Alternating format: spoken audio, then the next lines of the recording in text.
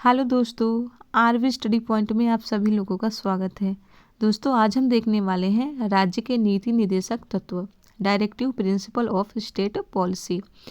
दोस्तों, आपको पता होगा कि हम इंडियन पॉलिटी का चैप्टर वाइज डेली डिस्कशन करते हैं।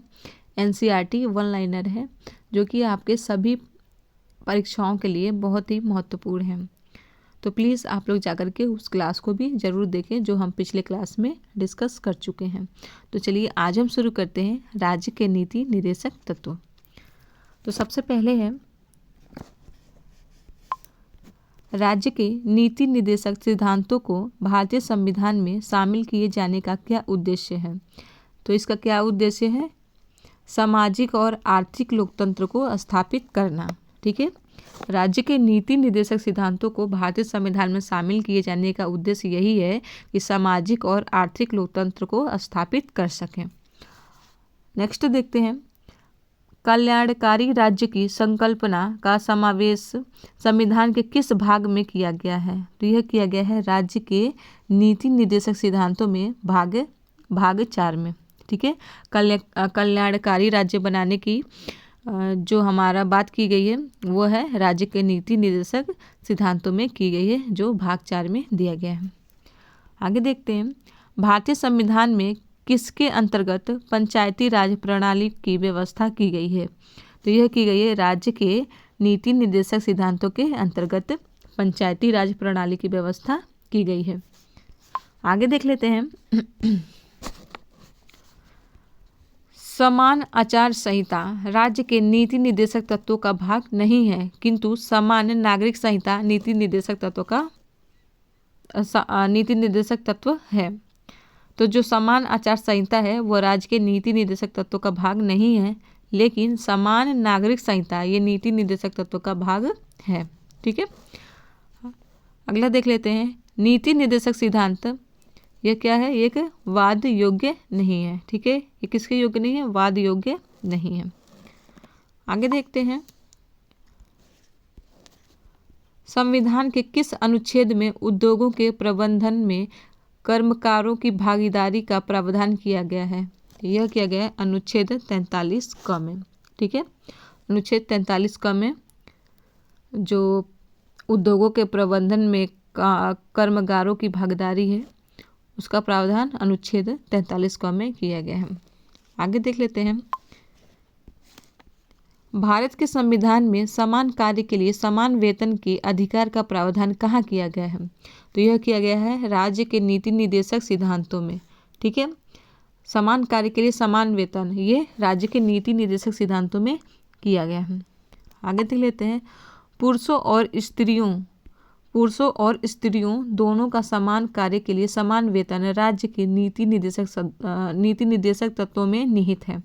तो अभी हमने ऊपर भी देखा कि समान कार्य के लिए समान वेतन, वैसे ही पुरुष और स्त्रियों दोनों का समान कार्य के लिए समान वेतन राज्य के नीति निर्देशक तत्वों में निहित है, मतलब राज्य के नीति निर्देशक सिद्धांतों में दिया गया है। आगे देख लेते हैं, राज्य के नीति निर्देशक सिद्धांतों में कौन सा अनुच्छेद अंतर्राष्ट्रीय शांति और सुरक्षा के संवर्धन से संबंधित है। तो ये अनुच्छेद 51 है। ठीक है, अनुच्छेद 51 में ये कहा गया है कि अंतर्राष्ट्रीय शांति और सुरक्षा के संबंध में बात की गई है कि हम उसको बनाए रखें।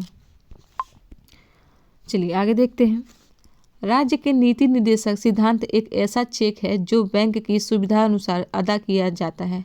यह कथन किसका है। तो यह कथन है केटी शाह का। केटी शाह कहते हैं कि राज्य के नीति निर्देशक सिद्धांत एक ऐसा चेक है जो बैंक की सुविधा अनुसार अदा किया जा सकता है। आगे देखते हैं, नीति निर्देशक तत्व से संबंधित महत्वपूर्ण अनुच्छेद। तो हमारे नीति निर्देशक तत्व में कौन कौन से अनुच्छेद हैं, चलिए उसके बारे में हम देख लेते हैं। अनुच्छेद 36 में दिया गया है नीति निर्देशक तत्वों के संदर्भ में राज्य की परिभाषा। तो राज्य की परिभाषा किस में दी गई है? अनुच्छेद 36 में दी गई है। अनुच्छेद 37 न्यायालय द्वारा परिवर्तनीय न होना। तो अनुच्छेद न्यायालय द्वारा क्या है? परिवर्तनीय नहीं है। ठीक है, अनुच्छेद 38 में दिया गया है लोक कल्याण की अभिवृद्धि के लिए सामाजिक व्यवस्था बनाना।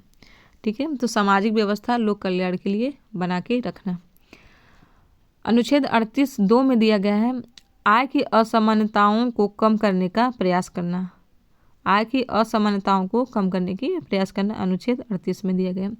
अनुच्छेद 39 क में दिया गया है पुरुष स्त्री को समान रूप से जीविका के पर्याप्त साधन प्राप्त करने का अधिकार। तो जो पुरुष और स्त्री को दोनों लोगों को समान रूप से जीविका के पर्याप्त साधन प्राप्त करने का अधिकार दिया गया 39 क में। अनुच्छेद 39 ख समुदाय के भौतिक संसाधनों का स्वामित्व व नियंत्रण इस प्रकार हो जिससे सामूहिक हितों की सर्वोत्तम रूप से प्राप्ति हो। ठीक है। तो यह अनुच्छेद 39 ख में दिया गया है। आगे देख लेते हैं 39 घ पुरुषों व स्त्रियों दोनों को समान कार्य के लिए समान वेतन। तो 39 घ में दिया गया है पुरुषों व स्त्रियों को दोनों को समान कार्य के लिए समान वेतन मिलना चाहिए। 39 ड़ में दिया गया है पुरुषों और स्त्री कर्मकारों के स्वास्थ्य व शक्तियों का तथा बालकों की सुकुमार अवस्था का दुरुपयोग न हो। ठीक है।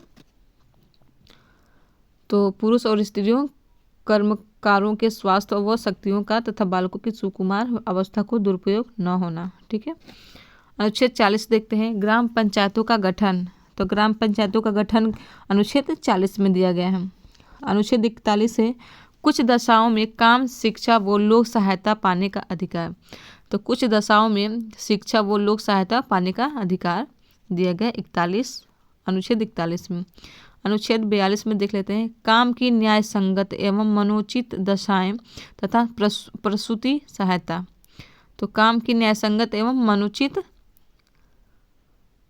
दशाएं तथा प्रसूति सहायता मिलना चाहिए अनुच्छेद 42 के अनुसार। आगे देख लेते हैं अनुच्छेद 43 कर्मकारों के लिए निर्वाह मजदूरी आदि। अनुच्छेद 43 में कर्मकारों के लिए निर्वाह मजदूरी आदि होना चाहिए। आगे देख लेते हैं अनुच्छेद 43 को में दिया गया है उद्योगों के प्रबंधन में कर्मकारों का भाग लेना। उद्योगों के प्रबंधन में कर्मकारों का भाग लेना अनुच्छेद 43 क में दिया गया है। अनुच्छेद 43 ख सहकारी समितियों के स्वैच्छिक गठन स्वायत्त संचालन लोकतांत्रिक नियंत्रण तथा व्यावसायिक प्रबंधन को बढ़ावा देना अनुच्छेद 43 क में दिया गया है। अनुच्छेद 44 में दिया गया है सभी नागरिकों के लिए एक समान नागरिक संहिता। तो सभी नागरिकों के लिए एक समान नागरिक संहिता अनुच्छेद 44 में दिया गया। अनुच्छेद 45 में 6 वर्ष से कम आयु के बच्चे के लिए निःशुल्क व अनिवार्य शिक्षा का प्रावधान। तो अनुच्छेद 45 में दिया गया 6 वर्ष से कम आयु के लिए बच्चों के लिए निःशुल्क व अनिवार्य शिक्षा का प्रावधान होना चाहिए। अनुच्छेद 46 में SC ST दुर्बल वर्गों के शैक्षिक व आर्थिक हितों की अभिवृद्धि। ठीक है। अनुच्छेद 46 में SC ST और दुर्बल वर्गों के शैक्षिक व आर्थिक हितों की बात की गई है। अनुच्छेद 47 में पोषाहार स्तर और जीवन स्तर तथा लोक स्वास्थ्य में सुधार तथा हानिकारक नशीले पदार्थों के उपभोग पर प्रतिबंध। तो ये अनुच्छेद 47 है जो पोषाहार स्तर और जीवन स्तर तथा लोक स्वास्थ्य में सुधार तथा हानिकारक नशीले पदार्थों के लिए जो नशीले पदार्थ हैं उनको प्रतिबंध करना चाहिए। ये अनुच्छेद 47 में दिया गया है। आगे देख लेते हैं अनुच्छेद 48। अनुच्छेद 48 में दिया गया कृषि और पशुपालन में आधुनिक और वैज्ञानिक प्रणालियों का प्रयोग करना, गायों बछड़ों तथा अन्य दुधारू पशुओं के वध पर प्रतिबंध एवं उनकी नस्लों में सुधार के प्रयास करना। ठीक है।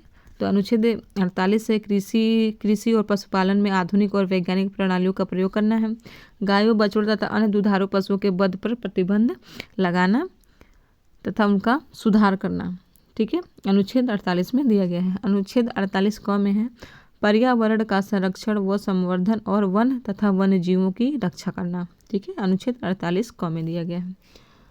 आगे देख लेते हैं अनुच्छेद 49 में दिया गया है राष्ट्रीय महत्व के कलात्मक या ऐतिहासिक अभिरुचि वाले स्मारकों या स्थानों या वस्तुओं का संरक्षण करना।